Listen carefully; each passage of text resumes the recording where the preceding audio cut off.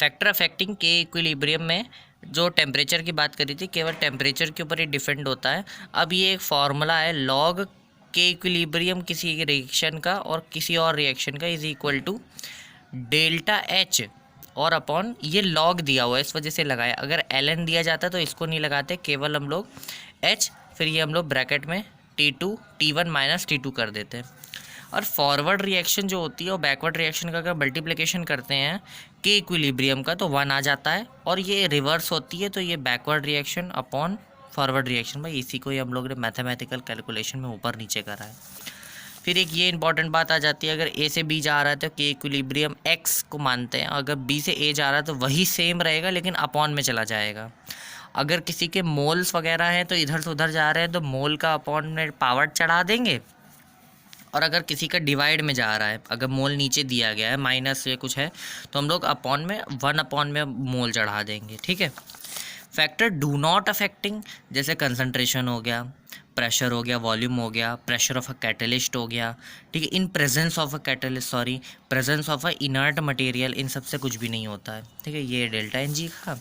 Unit of equilibrium क्या होता है, यूनिट ऑफ के एक्स यूनिट लेस होता है, ठीक है, क्योंकि वो किसका है,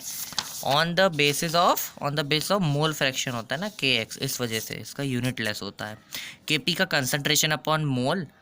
L not L-1 delta N G, और इसका यूनिट ऑफ प्रेशर हो जाएगा।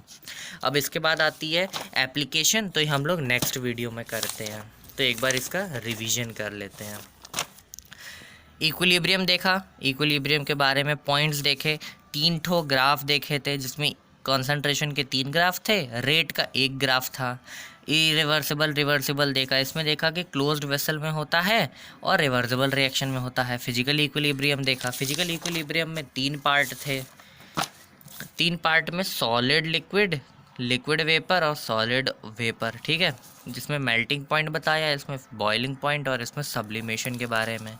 Physical equilibrium, chemical equilibrium, on the basis of physical state homogeneous heterogeneous, solid से लिक्विड जाएंगे, अगर सॉलिड और लिक्विड को मिलाएंगे तो ये देख लीजिए 3 टाइप के रिएक्शन आ जाते हैं जो कि हम लोग सॉल्यूशन वाले चैप्टर में पढ़ते हैं। और इसमें गैस में अगर सॉलिड लिक्विड मिलाते हैं तो हम लोग के गैस लिक्विड हेनरीज लॉ आ जाता है, वो भी हम लोग का सॉल्यूशन वाले चैप्टर के अंदर है। फिर एक्टिव मास देखा कि एक्टिव मास क्या होता है, सॉलिड और प्योर लिक्विड का 1 होता है, और बाकी सबके देखो नाम वगैरह लिखे हैं। फिर हम लोग ने रिएक्शन देखी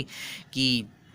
जो रिएक्शन होती है उसमें पीछे वाले के मोल की पावर चढ़ा के नीचे वाले का ये एक्सप्रेशन लिखेंगे, 3 ये होते हैं, और इनका रिलेशन क्या होता है कि अगर डेल्टा एन जी 0 है तो K P is equal to K X is equal to K C हो जाता है, partial pressure of mole fraction is equal to P total हो जाएगा। एक ये पॉइंट देखा था, फिर ये केस देखा था, अगर दोनों इक्वल है तो 0, अगर के पी बड़ा है तो ये पॉजिटिव, अगर के सी बड़ा है तो ये नेगेटिव हो जाएगा। फिर ये यूनिवर्सल गैस कांस्टेंट के बारे में देखा, और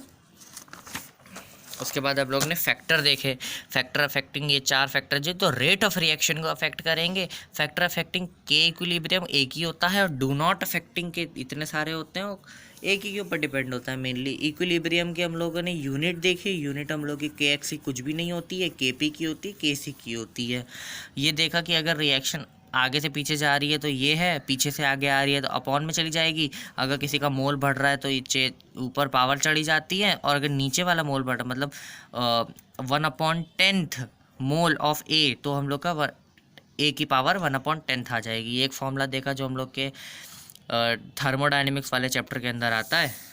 और उसके बाद हम लोग का जो एप्लीकेशन है वो नेक्स्ट वीडियो में आ जाएगा।